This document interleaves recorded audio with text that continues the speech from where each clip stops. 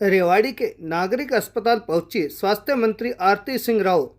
प्रदेश में लगने वाली चौथी एक ऐसी स्वास्थ्य जांच एटीएम मशीन का उद्घाटन किया, जो आपको पैसा नहीं बल्कि तुरंत प्रभाव से देगी आपके रक्तचाप और शुगर जैसी घातक बीमारियों की जांच रिपोर्ट, जिसे केवल डॉक्टर ही नहीं आप खुद भी एटीएम की तरह कर सकेंगे ऑपरेट।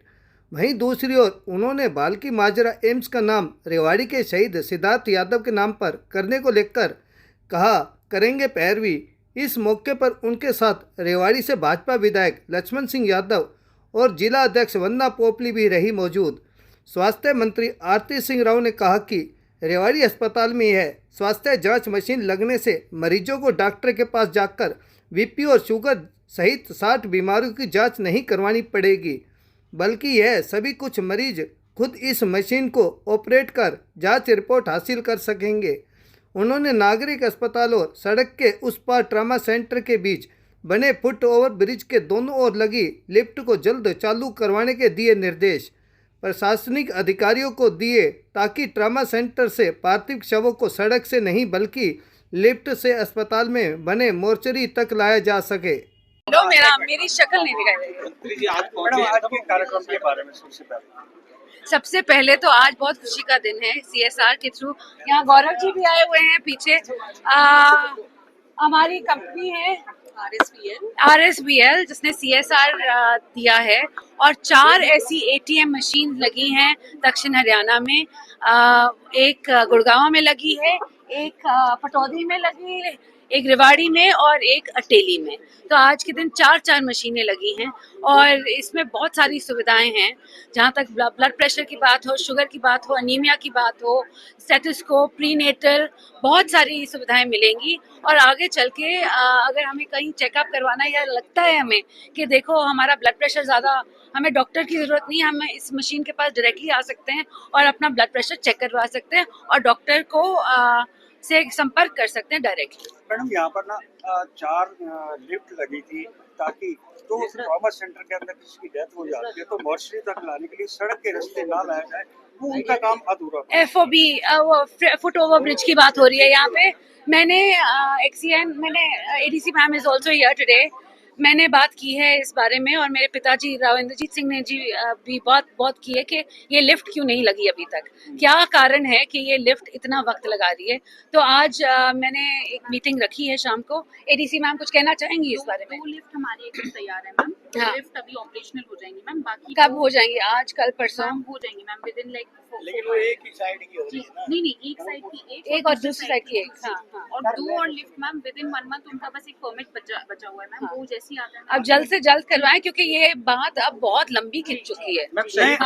शहीद के परिजन मांग कर रहे हैं कि जो एम्स है माजरा एम्स, उसका नाम सिद्धार्थ यादव के नाम से रखा जाए। हाँ जी। आपकी सरकार क्या सोचती है इसको लेकर, क्या रुख है? जी, मेरे पास अभी तक कुछ आया नहीं है इस बारे में, मगर ज़रूर अगर मैं सरकार के सामने रखूंगी ये मांग और सरकार फिर फैसला करेगी, अगर संभव हो तो क्यों नहीं। आप लोग वहाँ पर गए भी नहीं, आप कब तक जाएंगे वहाँ पे? सिद्धार्थ यादव के घर पे आप सांसद नहीं गए अभी तक, कब तक जा पाएंगे? जी, मैं जा रही हूँ कल सुबह। 200 बेड और उनको भी मालूम है, मैंने उनको 3 दिन पहले बताया था कि मैं कब आ रही बेड के हूँ। नए हॉस्पिटल की क्या कहेंगी, कब तक प्रक्रिया में आएगा?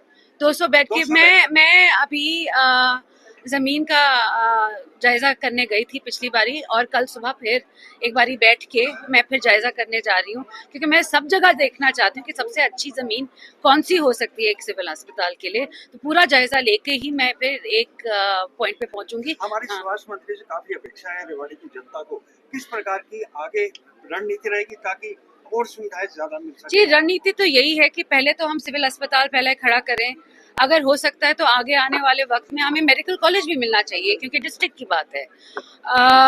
और जो सुविधाएं हमें अब तक कम मिलती रही हैं, मैं चाहूँगी कि अपने जो पूरे हरियाणा क्षेत्र की बात हो रही है, जहाँ डॉक्टरों की कमी की बात हो रही है, ये सिर्फ मेडिकल कॉलेजेस से, अगर हमारे पास मेडिकल कॉलेजेस आएंगे तो ही डॉक्टर बढ़ेंगे।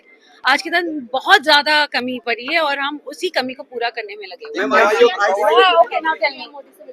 क्या विषय रहा, किस विषय पर चर्चा हुई, कैसे करा? जी, चर्चा हमारे माननीय प्रधानमंत्री जी से मुलाकात मेरी 1-on-1 पहली बारी हुई है और उन्होंने मुझे आशीर्वाद दिया है। बहुत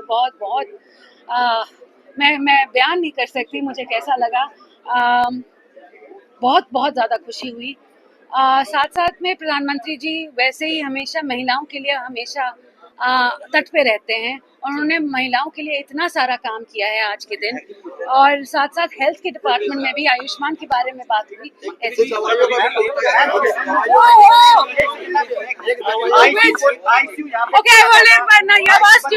गायत्री जी, एक सवाल ये है कि आज आपने एक मशीन का उद्घाटन किया यहाँ पे हाँ जी। लोगों के कल्याण के लिए। जी। मशीन कुछ साल पहले यहाँ लगाई गई थी जिसको लिथोट्रैप बोला जाता है जी। पथरी के लिए। अच्छा। लेकिन वो मशीन जो करोड़ों रुपए की आई और 18-20 ऑपरेशन करने के बाद टाइम फीस।